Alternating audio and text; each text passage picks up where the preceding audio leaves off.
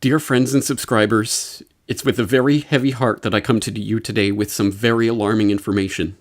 One of the top former UN climate officials has come out to warn that there are only 3 years left to save the world. This coming from no less an authority than The Guardian. World has 3 years left to stop dangerous climate change, warn experts. And experts are saying this, folks, not just any normal people, experts. Former UN climate chief Christiana Figueres, among signatories of letter, warning that the next 3 years will be crucial to stopping the worst effects of global warming. And this goes on to say that in a letter published in the journal Nature this week, the authors, including former UN climate chief Christiana Figueres and Hans-Joachim Schellenhuber of the Intergovernmental Panel on Climate Change, argue that the next 3 years will be crucial. They calculate that if emissions can be brought permanently lower by 2020, then the temperature thresholds leading to runaway, irreversible climate change will not be breached. This is very serious information. I hope you take it seriously. All right, okay, so yes, in a letter published in the journal Nature this week, former UN climate chief Christiana Figueres and her cohorts are calculating that if emissions can be brought permanently lower by 2020, then we can save the planet, blah, blah, blah. Now, the odd thing about this Guardian article, I don't know, don't you think it's kind of odd that they do have a number of links to things in here, but for some reason they don't link you to the actual letter in the journal Nature? Why wouldn't they do that? It's almost like they don't think that you are responsible, intelligent, adult human beings who can process information for yourself, and furthermore, it's almost like they don't want you to read it. So I will put the link, of course, in the show notes for this video so you can go read it for yourself, the actual letter they're writing about here in articles like this one and many others across the web. 3 years to safeguard our climate, with lead author Christiana Figueres and Hans-Joachim Schellenhuber and 4 of their cohorts. Very interesting. Well, again, this brings with it a lot of gravitas. I mean, it's in the journal Nature. Of course, it's a letter in the journal Nature. This isn't a study. And they calculate that if emissions can be brought at permanently lower. What calculations are they doing in here exactly? Actually, none. If you actually read the letter for yourself, you'll find that they are hand-waving by saying, oh, well, we have this carbon dioxide budget and blah, blah, blah, if you follow this budget. So where does this budget come from? If you actually click the link to see where they're getting this carbon dioxide budget, it's, again, not from any sort of published, peer-reviewed scientific paper. It's from a blog on Climate News, which is talking about this idea of a carbon budget. How much carbon dioxide do we have left before we hit this magical 2 degrees Celsius of global temperature rise by the year 2100, which is a number with so many problems with this ridiculous idea, this completely unverified, unscientific, unverifiable assertion that we have the global thermostat of carbon dioxide emissions and we can dial it up or down by tenths of a degree Celsius, depending how much carbon dioxide we emit. Complete nonsense. But anyway, using that as a basis, they calculated that there's some carbon budget. How much carbon dioxide can we release? And the funniest thing is, if you actually go to this link and read through it, they admit the problem is that there is no unique carbon budget, but many equally defendable carbon budgets. Yes, many different numbers that you could plug in here, and you could defend any one of them.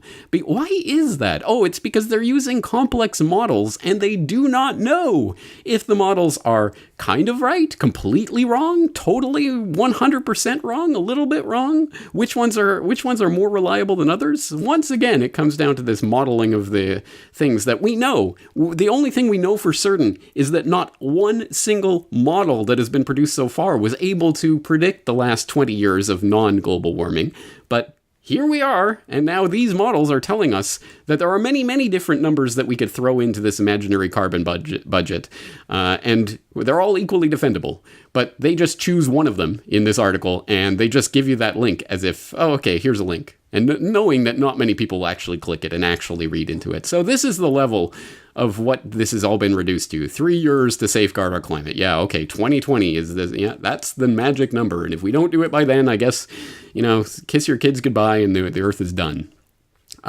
Total nonsense. So the first thought that might occur to you, well, who is Christiana Figueres anyway? And if you don't know and you go and look her up, oh yeah, that's right. She's a Costa Rican diplomat with 35 years of experience in high-level national and international policy and multilateral negotiations, i.e., not a scientist in any way, shape, or form, which is kind of funny because if you are on the wrong side of the global warming alarmism hoax hype, and you try to speak about that issue, you're not a scientist, you don't know anything. But if you're on the right side of that issue and you are alarmist enough, 3 years to save the planet or we're all doomed, I tell you, then you can be anything. You can be a Costa Rican diplomat, and it's all good. But extra points if you remember that name, Christiana Figueres, from 2015, when she was there on the United Nations website in an official speech in her capacity as the top UN climate change official, admitting that this is not about science, this is not about the environment, this is not about some global magical pixie dust thermostat that can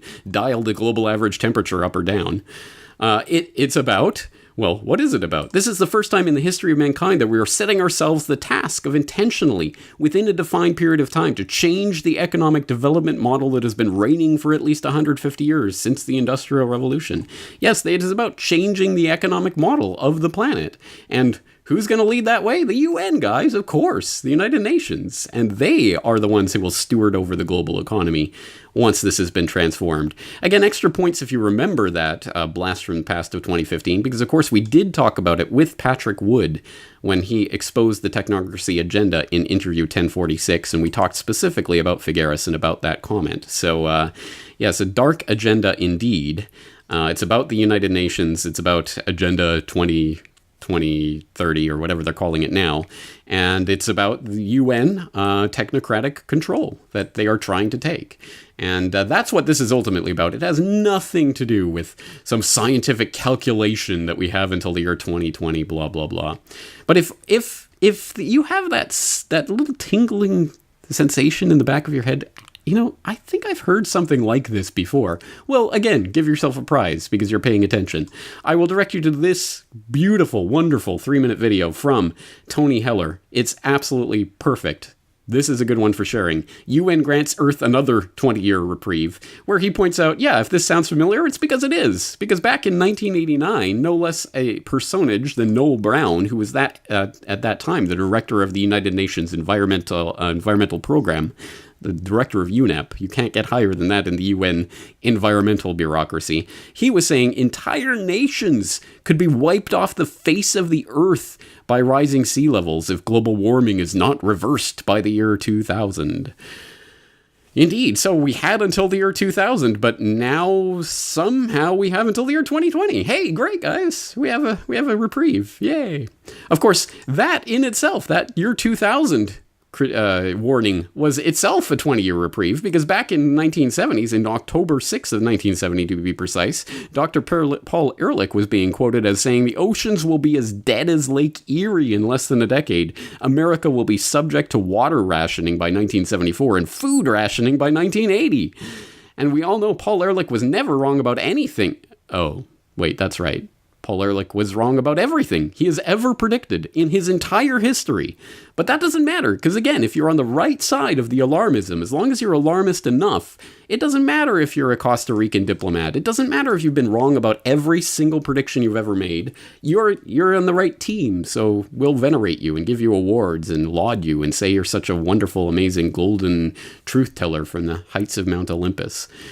Total, utter hogwash and nonsense. 1980 to save the Earth, 2000 to save the Earth, 2020 to save the Earth. Of course, this is the concept of the climate change tipping point, and of course the tipping point continues to be adjusted a few years out in the future, depending on what the UN's got cooking on the back burner and what they want to bring to the forefront to simmer. And of course, we've seen this again. It's many, many times. For example, the railroad engineer who went on to become the chairman of the Intergovernmental Panel on Climate Change, Rajendra Pachauri, who is now the man whose name shall not be mentioned because of his transgressions while in office. I'll let you startpage.com that one if you don't know that story. But anyway, back in 2007, he was saying, if there's no action before 2012, that's too late. What we do in the next 2 or 3 years will determine our future. This is the defining moment. So again, we have until 2012. Oh, wait, no. Did I say 2012? I meant 2020. Oh, I kind of missed 8 years there. But this time, guys, it's totally serious. It's super serial, guys. Man Bear Pig is coming in 3 years, I swear. But that's not all. Remember when then UK Prime Minister Gordon Brown, that scientific authority, proclaimed that we had 50 days to save the world back on the in October of 2009.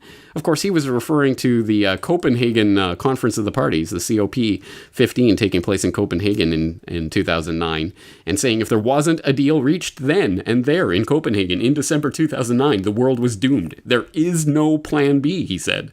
Well, there you go. I guess the world is already doomed because, of course, Copenhagen was a flop, if you'll recall. So, and no significant agreement of any kind was reached there. So, odd. I guess there is no plan B. The world is already doomed. But we have another 3 years. Oh, yes, the ever-shifting, ever-moving, completely meaningless climate tipping point nonsense that we're treated to every couple of years, another dire warning of doom, doom, doom, with absolutely nothing, zero scientific evidence or studies or anything to back it up. Just total nonsense, doom porn at its finest. But it works so often, and it works so well, but it's the boy that cried wolf. And if you read my recent newsletter on the climate hoax tipping point, you might know about that people are tuning out of this doomsayer mode in record numbers, and more people are stopping believing this nonsense hype every time they hear it. And that is the real tipping point that's going on here. So I'll commend that article to your attention if you haven't seen it yet. But finally, wow, I don't even know how to bring this to your attention. Back in 2009, on the 8th of July, no less a personage than Prince Charles. I mean, come on, guys. Wouldn't you trust anything Prince Charles said? Look at him. He looks like a priest giving a benediction or something. He said just 96 months to save the world at that time. Because, again, this, the capitalistic society that we have to change into technocracy and let it be stewarded over by the UN has to be changed. And we have to, climate change is coming, guys. So we have 96 months. A very, very specific prediction. So there must be some hard science behind that number, right? Wait. 8th of July, 2009. Yeah. 96 months. That's precisely 8 years, right? Wait. Oh my God. It's the 4th of July, 2017. That means we have 4 days left. 4 days left to save the Earth. Oh no. Oh, well, assuming we don't get it solved in the next 4 days. It's been nice knowing you guys, and it's been fun. It's been a slice, but after, I guess, 4 days from now, the world is going to be over. Regardless of what other predictions may have been made in the meantime, I trust Prince Charles more than anyone. So I think 8th of July, 2017 will be the official end of the world. And there it is. It's science, guys. I mean, no links of any sort, no calculations of any sort, no reason whatsoever for 96 months, but just trust him. Wouldn't you trust a face like that? James Corbett, CorbettReport.com.